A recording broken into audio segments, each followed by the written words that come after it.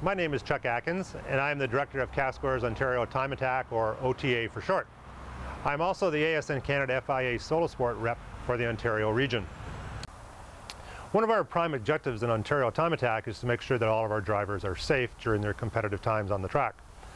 To accomplish this objective, we've implemented two policies that are unique to OTA. Firstly, we conduct two high-performance driving schools, one in early May at Mosport's DDT track, and one further on in the summer, probably around about August, at MIR or the Grand Prix track. Secondly, to further promote driver safety, we also ask each competitor to complete a vehicle technical self-declaration form for each event weekend.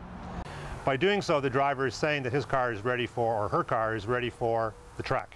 If the driver has the technical abilities, he or she can complete the forms, him or herself, but we would rather recommend that this procedure be completed by a qualified technician. To help you better understand what's expected on this form, we have asked our two scrutineers, Derek Cormier and Scott Murphin, to walk us through the procedures required to complete the form. So let's go in Scott's shop, Can Alignment, located here in Millgrove, where Scott and Derek will walk us through the self-tech form.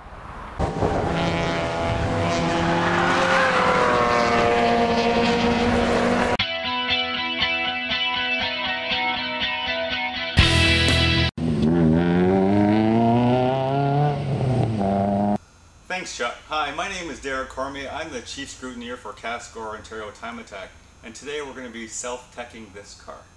Here we are doing a seat check. We want to see that the seat is fastened down firmly and tightly. If you have a passenger seat, also check that one too. Here I'm looking at the seat belt. I'm looking for any fraying. I'm looking that it retracts and that it locks, and also locks into the buckle. Good to check. Retract back. Incidentally, check the other side, and this one is good. Here we're doing a 15-second static brake test. So put your foot on the pedal and push down. What you want is the pedal to stay up for at least 15 seconds. If you feel a pedal pushing down, that means you probably have air in your brakes and you have to re-bleed them. So hold down, and that's our test done. Helmet check. So we're looking for the condition of the helmet. You don't want to see any cracks. You want to have a nice clear visor. Also, you want the straps not to be beat up and frayed because they got to stay on your head in case you do have an accident. As far as the age of the helmet can only be 10 years old. So if you want to know how old the helmet is, you have to look inside and you'll see a Snell rating. The Snell rating on this particular helmet is a SA 2005, so it's good till 2015. So you want a Snell 2005 helmet, or if it's a roll cage car, it has to have an SA rating. So this one is an SA 2005. This one will be for roll cage cars. And this helmet looks good. Now we're going to do some additional checks on this car with Scott while it is on the ground.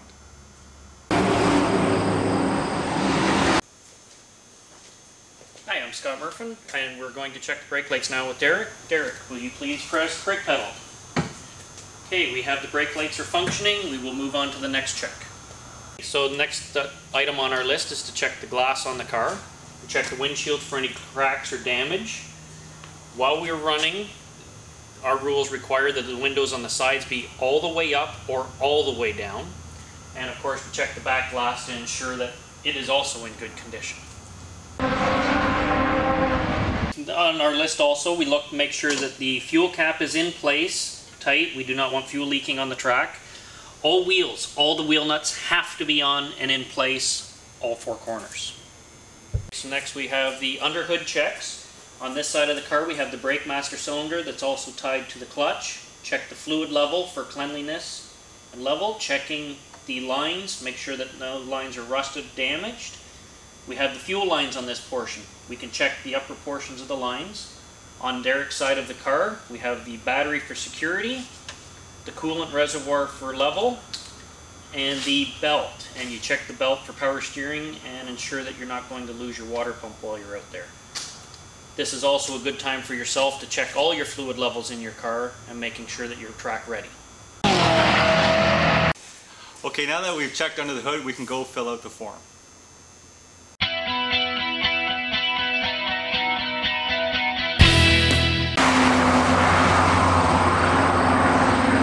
Now we're going to put the car up to check the underneath.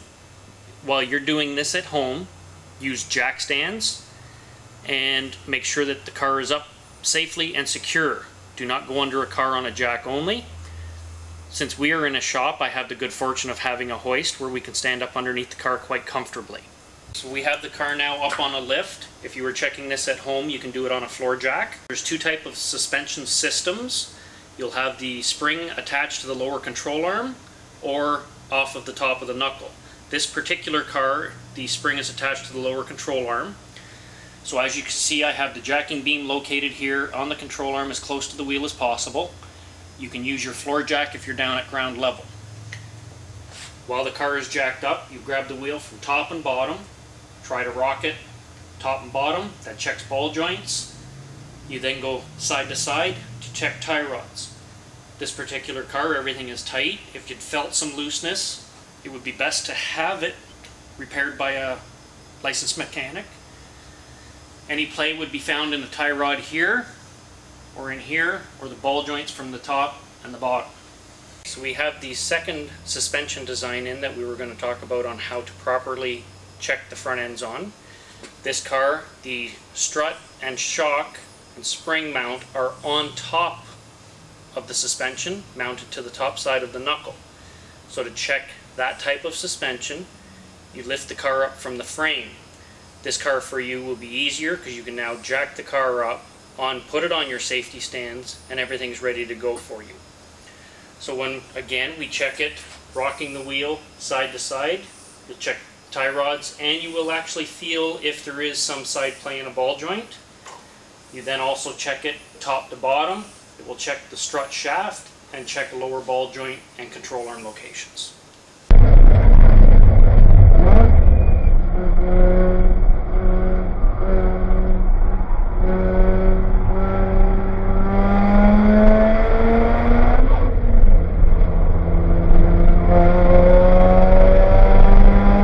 For this procedure to be done for yourself at home, you'll be required to have jack and jack stands, something to remove the wheels and to putting the wheels back on. Another very important step is the wheels, when they are installed, must be torqued correctly to the manufacturer's recommendations. So you will need to have a torque wrench. So we've got the wheel off the car now. We're going to look at the braking system on the car. The rotors, check for surface area, any cracks, any signs of problem with the rotor. Also checking all of the lines, flex lines here, checking for any rust, perforation, cracking in the line. Make sure that there's nothing in here that can rub or get damaged from any rotating. The pad thickness is checked throughout the side here, through your hole in the caliper here. We want at least half of the brake pad left, 50% of the brake pad left prior to any track event. You will be using your brakes for performance driving, and it's always better to have way more than not enough.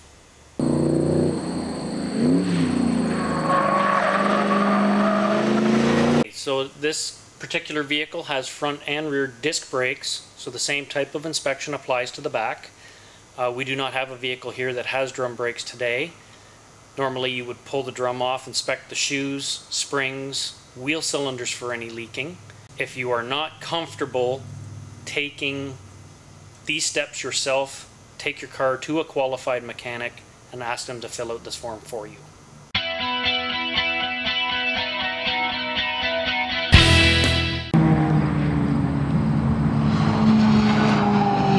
We now get to the underside of the car. If you're doing this at home, it is imperative that you jack your car up, put safety stands under, and be safe. You want the car at a height that you can comfortably get under the car and securely mount it on stands. Things we're going to check while we are under car. You check, we've got sway bar mounting locations, sway bar mount at the frame, all the control arm bushings, control arm mounting locations, both sides, looking up through, checking your springs and your struts. Now we get back into here to the exhaust, check your mounting hardware, gaskets.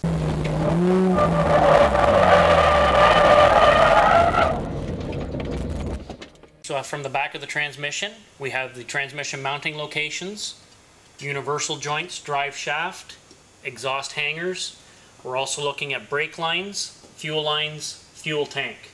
As we continue further back to the car, we have a rear universal joint, the differential, looking for leaks, checking axle seals, axle boots, control arm mounting locations. Also that the exhaust comes back, exits the vehicle. There's a rear sway bar back here. We're going to check the bar for the mounting locations, links, brake lines. From the brake lines, also you check your underbody condition, checking your floor for any rust. And this is something to be done prior to every track event.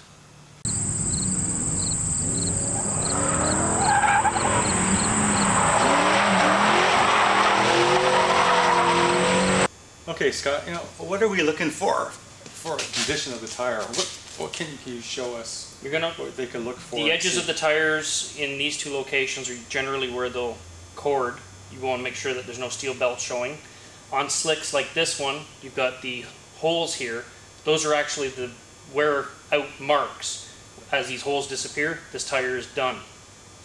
If we go to a street tire, see in the tread, there'll be a high spot. That is actually the wear indicator. For street purposes, at that wear bar, it's gone. For track purposes, we can take them down till they are almost flat. You don't want to use them in the wet when they get like that.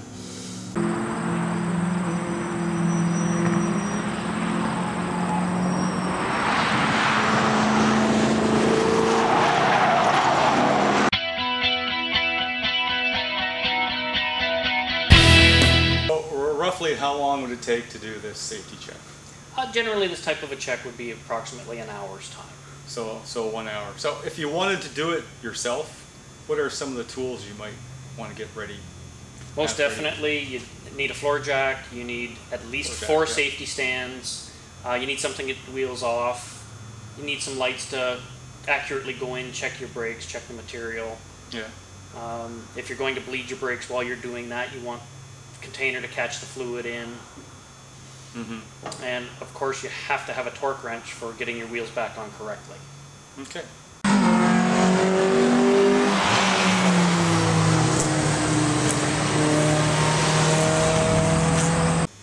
Scott, what would happen if someone doesn't have the tools or the know-how to do this? What could they do? The best thing that they can do at this point then is take the car to their trusted mechanic and ask them to get that form filled out. It's pretty much equivalent to doing a safety inspection. The mechanic can check off the form, but make sure, tell your mechanic that's checking the car, you are doing this for high performance driving, so that they know to leave more room for braking material and take a closer look at the car for high performance driving. Is it okay for the mechanic to fill out the form for them? Most certainly, if the mechanic wants to sign that form. That's a good alternative.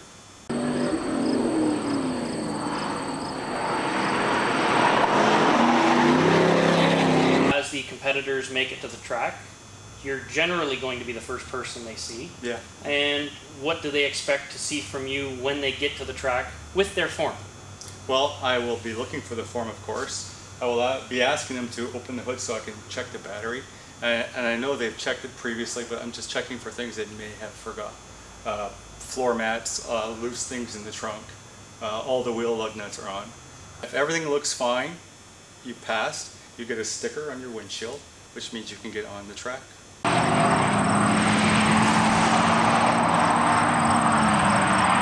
In race we have logbooks for each of the race cars for events logged in. Yeah. Is Time Attack, what do we do for? Time Attack, you still need your logbook. Bring me your sheet, your self-check sheet.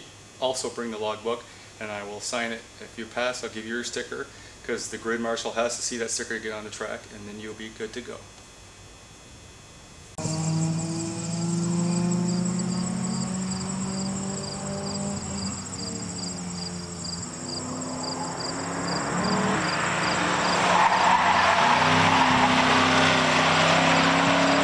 Yeah, just I guess one of the other things that we would notice, you're wearing your Time Attack shirt and it has long sleeves. I'm in my short sleeve work shirt. You need long sleeves, no shorts, you need long pants, socks, no flip-flops, no sandals, and you're good to go.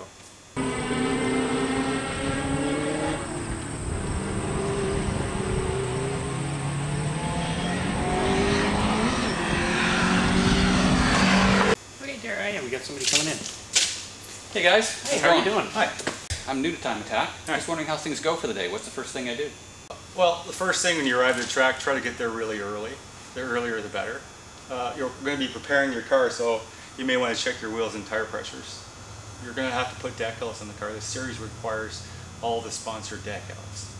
After you get that all squared away, make sure you have your self-check form and bring it to scrutineering, where scrutineering will check your car. Right after scrutineering, go right for registration because you need to get registered as soon as possible. And you're good to go. Excellent. Okay, and so you're new, this is your first event? It is. Okay, so you missed the schools, you didn't get in part of the school? No. Okay, you will be assigned an instructor right away, so let them know in registration that this is your first time. And they'll get you assigned an instructor, and we'll get you out there and you can learn how to properly drive safely on a track for high performance driving. Excellent. Sounds like a great day. Okay, well, we'll let you get ready. Thanks, you. guys. Good luck.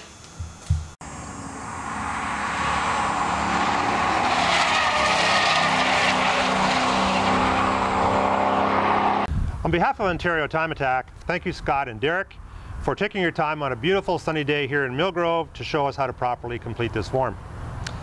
Can you do this yourself? Yes, but as a further reminder, we highly recommend that these procedures be carried out by a licensed technician just prior to each event weekend. A racetrack puts extreme stresses on your car, so please make sure that these checks are carried out thoroughly. Your overall safety and your life could depend on it. Thank you.